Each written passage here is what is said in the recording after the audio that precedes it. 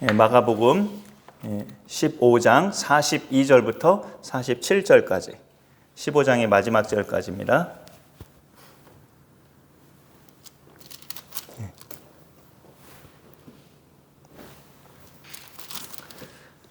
우리 42절부터 같이 읽습니다. 시작. 이날은 준비일 곧 안식일 전날이므로 저물었을 때에 아리마대 사람 요셉이 와서 당돌이 빌라도에게 들어가 예수의 시체를 달라 하니 이 사람은 존경받는 공회원이요 하나님의 나라를 기다리는 자라. 빌라도는 예수께서 벌써 죽었을까 하고 이상히 여겨 백부장을 불러 죽은 지가 오래냐 묻고 백부장에게 알아본 후에 요셉에게 시체를 내주는지라. 요셉이 세마포를 싸서 예수를 내려다가 그것으로 싸서 바위 속에 판 무덤에 넣어두고 돌을 굴려 무덤 문에 놓음에 막달라 마리아와 요새의 어머니 마리아가 예수 둔 곳을 보더라. 아멘. 우리가 흔히 많이 들어보는 말 중에 이 땅에 예수 믿는 사람들은 많이 있지만 또 교회에 속하면서 신앙생활을 하는 사람들은 많이 있지만 어떤 예수님의 원하시는, 하나님의 원하시는 결정적인 역할을 하는 사람들은 또 그 중에서 아주 소수인 것을 우리가 느끼게 되고요. 성경의 말씀을 통해서도 그거는 사실이구나라는 것을 느끼게 됩니다. 사실 십자가에 죽음 당하시는 그 사형의 현장에서 예수님을 직접 본 제자들도 전부는 아니었다고 볼 수 있어요. 사랑하는 제자 요한과 그의 어머니 또 막달라 마리아 또 세베대와 야고보 세베대의 아들들의 어머니 이런 대상들로 명단이 나와 있는데 근데 이제 그런 중에도 그 십자가에서 죽어가는 예수님의 모습을 본 사람들은 그나마 그렇게 있지만 예수님이 돌아가시고 그 시신을 달라 하는 사람은 제자 중에서는 아무도 없었음을 우리가 보게 되죠. 그 어제 말씀에서도 예수님의 골고다 언덕 현장까지 그 십자가를 메고 간 사람은 예수님의 제자 중에는 아무도 해당 사항이 없었고 구레네 사람 시몬이라는 자가 그렇게 자기도 전혀 생각 못하게 예수님의 십자가를 골고다 언덕까지 메고 갔던 그런 기사를 우리가 보았었습니다. 오늘은 이제 예수님의 그 시신이 이날이 이제 금요일이죠. 금요일은 이제 준비일이라고 해서 그 토요일이 예수님 부활하기 전까지 안식일로 지켰던 유대교의 풍습에 따라 안식일 전날에 빨리 시신을 내려야 하기 때문에 그 십자가에서 예수님의 시신을 내렸고 대충 그냥 안치해둔 그런 상황 속에 있었는데 오늘 말씀해 보면 43절에 아리마대 사람 요셉이 와서 당돌이 빌라도에게 들어가 예수의 시체를 달라 하니라고 되어 있습니다. 여기서 주목이 되는 표현은 우리도 보통 편하게 쓰는 말 중에 하나인데 당돌이 빌라도에게 들어가서 예수의 시체를 내게 달라라고 이렇게 요구했다라는 거죠. 그것을 이제 빌라도에게 찾아가기까지 매우 참 어려운 그런 표정과 그런 몸가짐으로 간 것이 아니라 아주 당돌하게 예수의 시체를 나에게 달라 이렇게 요구하는 이 아리마대 사람 요셉의 모습을 우리가 눈여겨보게 됩니다. 굉장히 겁먹고 예수님을 3번 부인했던 베드로의 모습과는 매우 대조적으로 보이는 그런 요셉의 모습을 우리가 보게 되는데요. 이 사람에 대한 소개가 그 43절 후반에 또 약간은 나와 있어요. 이 사람은 존경받는 공회원이요 하나님의 나라를 기다리는 자라라고 되어 있습니다. 존경받는 공회원, 산헤드린 공회라고 유대인들의 의결 기관이 있잖아요. 그 산헤드린 공회에서 결국은 예수님을 십자가에 못 박혀 죽게끔 하는 그런 결정을 내렸는데 오늘날로 말하자면 우리나라 국회에 있는 국회의원 같은 사람이죠. 아리마대 요셉.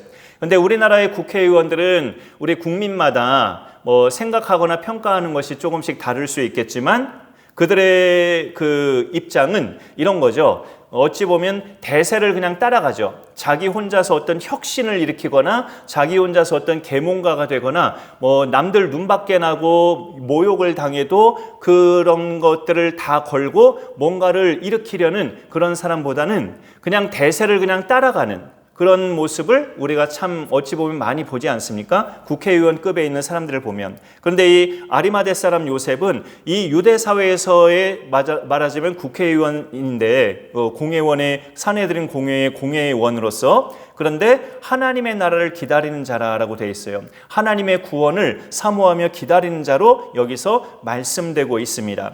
그리고 아리마대 사람 요셉과 함께 잠깐 조금 껑충 뛰면 그 아리마대 사람 요셉이 세마포를 싸서 바위 속 자기가 산 무덤, 자기 개인 소유의 무덤에 예수님을 안치하고 났는데 마지막 절에 보면 막달라 마리아와 요새의 어머니 마리아가 예수 둔 곳을 보더라라고 되어 있습니다. 이거는 이제 조금 나중에 예수님의 무덤에 와서 그 시신을 확인하고 거기에 이제 향유를 바르기 위해서 예수님이 어디에 묻히셨는가, 안치되셨는가, 그거를 눈으로 이 막달라 마리아와 요새의 어머니 마리아가 확인한 것이죠. 나중에 오기 위해서. 바로 이런 여인들과 그 다음에 자기 개인 무덤에다가 예수님을 안치한 이 아리마대 요셉과 그 다음에 어제 봤던 구레네 사람 시몬, 이런 사람들은 정확히 이 시점에서는 정말로 예수님이 스스로 말씀하신 것처럼 예수님이 사흘 뒤에 다시 부활할 것을 명확하게 믿지는 않았을 수 있어요. 그러나 그 예수님을 위해서 자기의 어떤 눈치를, 주변 사람들의 눈치를 보거나 자신의 믿음을 숨기거나 그런 사람이 아니었음을 우리가 주목하게 됩니다. 이 아리마대 사람 요셉에 대해서 요한복음에는 이런 말씀이 있어요. 이 아리마대 사람 요셉은 예수님의 제자라. 그러나 유대인이 두려워서 숨겼다라고. 처음에는 예수님이 잡히시기 전 때쯤을 말하는 거겠죠. 그런 기간 동안 이 사람도 공식적인 예수님의 12제자는 아니었어도 예수님의 제자였다고 요한복음은 소개하고 있고, 그러나 유대인들이 두려워서 자기가 예수의 제자됨을 숨겼다라는 그런 기록이 요한복음 19장에는 나와 있습니다. 그런데 여기는 그런 기록은 넣지 않고 그렇게 원래 두려워했고 유대인들 동료들을 두려워했고 자기는 또 존경받는 공회원의 회원이고 이런 것들을 볼 때 사회적 신분이나 위치를 볼 때 내가 예수님 제자인 것을 티를 내면 안 되겠다라는 것을 처음에는 그렇게 생각하면서 예수님을 마음으로 따랐겠죠. 근데 마음으로 따른다는 것이 애매한 것이 그게 드러나지 않으면 정말 저 사람이 진정으로 예수님을 따르는 자인지 안 따르는 자인지 애매하고 잘 모르죠, 사실은. 그런데 결정적으로 예수님이 십자가에 달려 죽으시고 그 십자가상에서 이제 내려왔을 때 안식일 전날이니까 어두워지기는 시신은 내려야 되죠. 부정하다 하니까 그렇게 시신을 내려오게 했을 때 이 아리마대 요셉이 당돌하게 빌라도에게 가서 그 시신을 내게 달라고 요청하는 이 모습에서 막판이지만 자기가 예수님의 제자임을 두려워하지 않고 드러내는 이 모습을 보게 됩니다. 성경에 제가 종종 표현하듯이 시시콜콜한 기사까지는 다 없어요, 성경에. 그러나 이 아리마대 요셉은 그때까지 산헤드린 공회에 존경받는 회원이었는데 예수님의 시신을 자기 개인 무덤에 안치한 그 모습 속에서 동료 공회원들의 비난을 받았을 것이고, 우리가 이 사람을 죄인으로 결정해서 십자가에 못 박아 죽게 만든 건데 네가 왜 이 사람의 시신을 네 개인 무덤에다 안치하느냐, 넌 이제 불이익을 당할 것이다 하면서 굉장히 따를 당하거나 그렇게 소외당하는, 또 불이익을 당하는 그런 요소들이 아마 이후에 있었을 거예요.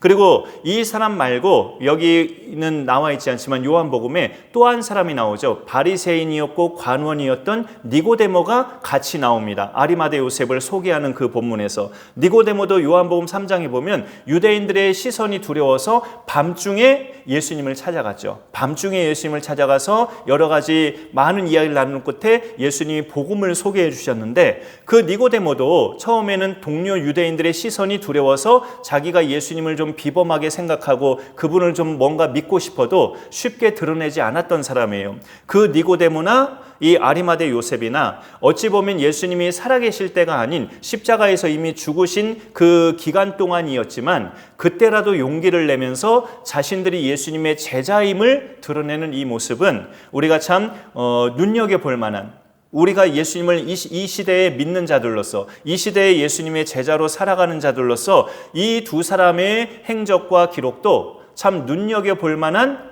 믿음의 용기다 라는 것을 우리가 느껴보게 됩니다. 우리가 이 지역 주변 사람들에게 또는 이 건물 상가 사람들에게 예수님을 증거하러 들어가거나 만나려 할 때도 어찌 보면 많은 망설임과 두려움이 있는데, 아리마대 요셉과 니고데모의 모습을 보면 예수님의 시체를 달라 하고 그 시신에 몰약 같은 또 향품을 바르고, 니고데모는 그런 역할을 또 한 것을 보게 될 때 어찌 보면 드러내지 않았던 제자였다가 막판에는 예수님의 제자였음이 드러나진 그런 사람들인 것을 보게 되죠. 이후로 이들이 어떤 대접을 동료들로부터 받았는지는 알 수 없지만 분명히 좋은 시선으로 동료들이 바라보지는 않았을 거다라는 것이죠. 그렇지만 자신의 믿음을 더 이상 숨기지 않고, 나는 예수님의 제자다, 그 예수님의 시체를 나에게 달라, 더 이상 예수님을 배신하는 것 같은 그런 숨겨져 있는 믿음 생활에서 이제 빠져나온 그런 사람들이 바로 이 아리마대 요셉, 또 니고데모 같은 사람들이죠.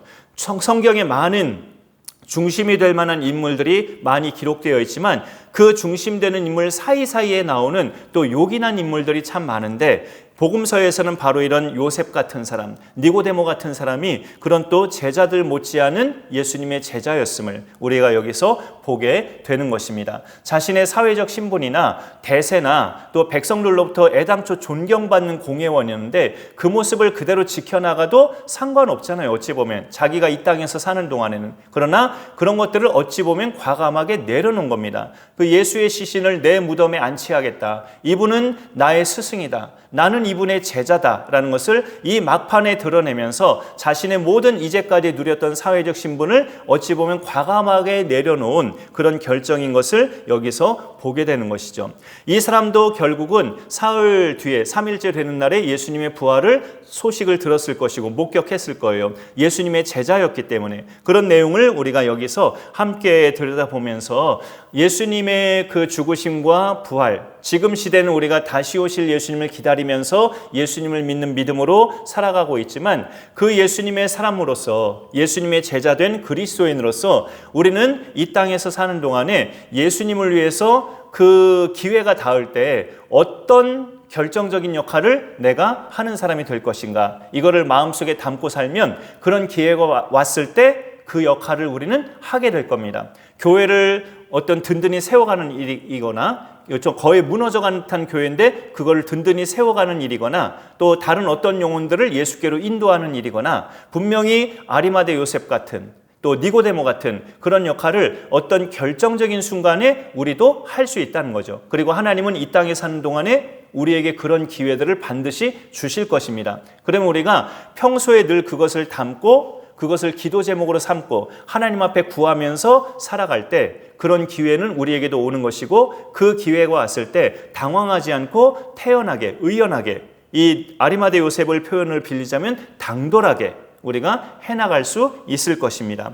예수님의 제자됨을 더 이상 숨기지 않고 그의 신분을 여기서 드러낸 이 요셉의 모습이 오늘 예수님을 믿는 우리 그리스도인들에게 도전이 되는 모습이 되어서 우리 자신이 예수님을 부끄러워하지 않고 누구에게든지 내가 믿는 예수님을 있는 그대로 증거하며 드러내는 우리의 믿음 생활이 또 되어갈 수 있기를 간절히 소망해 봅니다. 우리 찬양 한 곡 부르고요, 우리 쭉 오늘 기도하고 그렇게 가도록 하겠습니다. 82번 찬양, 주님이 홀로 가신 그 길, 같이 한번 사명 찬양하겠습니다. 82번.